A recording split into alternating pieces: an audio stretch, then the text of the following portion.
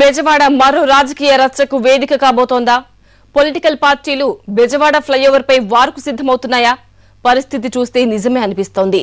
దుర్గమ్మ గుడి సమీపంలో నిర్మించ తలపెట్టిన ఫ్లైఓవర్ ను కాంగ్రెస్ వద్దంటోంది, టీడీపీ నిర్మించాలంటోంది. ఇందుకోసం తెలుగుదేశం అధినేత మహాధర్నాకు సిద్ధమయ్యారు. అటు కాంగ్రెస్ కూడా ప్రతిగా తనదైన శైలిలో వ్యవహరించేందుకు రాజకీయ వ్యూహం సిద్ధం చేసుకుంది.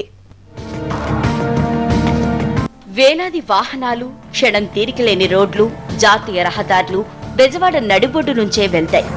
ఈ రోడ్లన్నీ దుర్గగుడి సమీపం నుంచి సాగుతాయి. దీంతో గుడి సమీపంలో విపరీతమైన రద్దీ ఉంటోంది. ఈ ట్రాఫిక్ తో గతంలో పలు ప్రమాదాలు కూడా జరిగాయి. దుర్గగుడి సమీపంలోని ట్రాఫిక్ ని క్రమబద్దీకరించాలంటే ఒకే ఒక ప్రత్యామ్నాయం ఫ్లైఓవర్ నిర్మాణం. ఏళ్ల తరబడి ఈ సమస్య నానుతూనే ఉంది.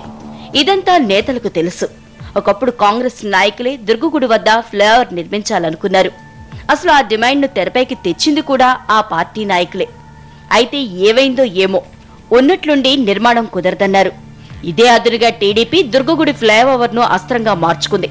ఫ్లైఓవర్ ను కాంగ్రెస్ అడ్డుకుంటోందంటూ ఆరోపిస్తోంది. ట్రాఫిక్ ఇబ్బందుల్ని పట్టించుకొని ప్రభుత్వం కళ్లు తెరిపించడానికే చంద్రబాబు దీక్షకు దిగుతున్నారని పార్టీ నాయకులు తెలిపారు. ఇక్కడ కనకదుర్గ గుడి దగ్గర ఫ్లైఓవర్ నిర్మాణం జరగాలని తెలుగుదేశం పార్టీ గాని, సిపిఐ గాని, సిపిఎం గాని, బీజేపీ గాని, లోక్సత్తా గాని, వైఎస్ఆర్ కాంగ్రెస్ గాని అన్ని పార్టీలు కోరుతున్నాయి. కాంగ్రెస్ పార్టీ వాళ్ళు కూడా కోరారు. మంత్రి సారథి గారు అయితే దీనికి ఎస్టిమేషన్ రెడీ అయింది, శాంక్షన్ అయిందని కూడా చెప్పారు. మరి ఇప్పుడు ఆయన ఎందుకు వద్దని కోరుతున్నాడో రాజగోపాల్ గారు విజ్ఞతకు వదిలేస్తున్నాం. రాబోయే రోజుల్లో లగలపాటి రాజగోపాల్ విజయవాడ నుంచి తరిమికొట్టే రోజులు వస్తాయి. ఈ పిచ్చి ప్రకటనలు, ఆర్భాట ప్రకటనలు, హడావుడి పనులు మానేసి ఏదైనా తను గెలిచిన కాన్స్టిట్యుయెన్సీ కాబట్టి ఈ నియోజకవర్గ అభివృద్ధి మీద కాన్సన్ట్రేట్ చేయమని మేము సలహా ఇస్తాం. కాంగ్రెస్ నాయకులు ఈ సమస్యను తమకు అనుకూలంగా మార్చుకోవడానికి టీడీపీ అధినేతను టార్గెట్ చేశారు. రాజకీయాల్లో డిఫరెంట్ గా స్పందించడానికి అలవాటు పడిన లగడపాటి రాజగోపాల్ కాంగ్రెస్ ఎమ్మెల్యేలని వెంట పెట్టుకుని విజయవాడ అభివృద్ధి, దుర్గగుడి వద్ద నిర్మాణం ఎలా సాధ్యపడదో వివరిస్తూ ఓ ప్రకటన చేశారు.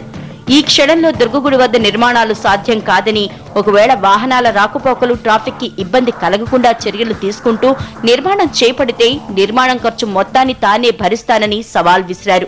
తాను చంద్రబాబుని కలిసి వివరిస్తానని తెలిపారు. దుర్గగుడి దగ్గర రద్దీ తగ్గించడం కోసం ఈ రోడ్డు వేస్తూ అది డైవర్ట్ అయినాక మాత్రమే దుర్గగుడి దగ్గర వెడల్పు చేయాలన్నా, లేదా ఏదన్నా బ్రిడ్జి కట్టాలన్నా, లేదా సమాంతరంగా రోడ్డు వేయాలన్నా, కావాలకుండా వేయాలన్నా వీలు పడుతుంది పదే పదే చెప్పాం. నాకంటే పరిపాలన ఎవరికి లేదని చెప్పు చంద్రబాబు నాయుడు గారు రేపు విజయవాడ వచ్చి ఆ ఫ్లైఓవర్ మేము కట్టలేదు, మేమైతే కట్టేవాళ్ళం అని మాకు పాఠాలు చెప్తానికి వస్తున్నాయండి. ఇవాళ వచ్చి మా పాఠాలు చెప్తామంటే నేర్చుకుందామని అందరూ వెళ్దాం అనుకుంటారు. మేము ఆయన పాఠాలు నేర్చుకొని మాకు తెలిసిన కొద్ది గొప్ప విషయం ఉంటే ఈ విషయాలు చెప్పినని కూడా ఆయన చెప్పి ఊరి మీదకి మళ్ళించకుండా ఎటు తీసుకెళ్తారో చెప్పండి, చెప్పి ఆ బ్రిడ్జి కట్టమని చెప్పండి. ఎంత కడతారో, ఎలా కడతారో, ఎవరితో కట్టిస్తారో ఇష్టం. మేము చెప్పి నాకు అర్థం కాకపోతే ఎంత డబ్బైనా ఈ 36 కోట్లు అవ్వచ్చు, లేదా 50 కోట్లు అవ్వచ్చు, లేదా 20 కోట్లు అవ్వచ్చు, ఎంతైనా వెళ్తా. నేనే నాకు ప్రభుత్వ సంబంధం లేకుండా ఆయన కావాల్సిన బ్యాంక్ నుంచి ఎల్సీ లెటర్ ఆఫ్ క్రెడిట్ అంటే బ్రిడ్జి పూర్తవగానే అది తీసేసుకోవచ్చు ఆయన. తెలుగుదేశం, కాంగ్రెస్ నాయకుల మధ్య ఫ్లైఓవర్ వార్ నిర్మాణ సమస్య ముదరడంతో పోలీసులు రంగంలోకి దిగారు. లగడపాటి రాజగోపాల్ తో పోలీసులు 2 సార్లు చర్చించారు. చంద్రబాబును కలిసేందుకు వీలు పడదని స్పష్టం చేశారు. అది ఇప్పుడు ఎంపీ గారు ప్రెస్ మీట్ ఇచ్చారు కదా, సీనియర్ ఆఫీసర్స్ తోటి మాట్లాడి సిచ్యువేషన్ అసెస్ అంటే పర్మిషన్ ఇస్తారా?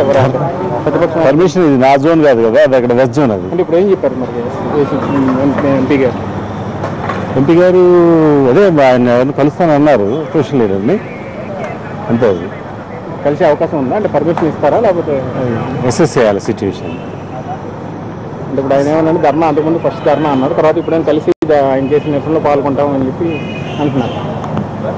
అది సిచ్యువేషన్ అసెస్ చేసి ఇది అంతా ఏంటనేది మేము వర్కౌట్ చేయాలి, అంతే. టీడీపీ చేపడుతున్న దీక్ష ఏ మలుపు తిరుగుతుందో ఇప్పుడు బెజవాడలో సస్పెన్స్ గా మారింది. తెల్లవారితే బెజవాడ రాజకీయం ఎలాంటి పరిస్థితుల్ని ఎదుర్కోవాల్సి వస్తుందో వేచి చూడాల్సిందే.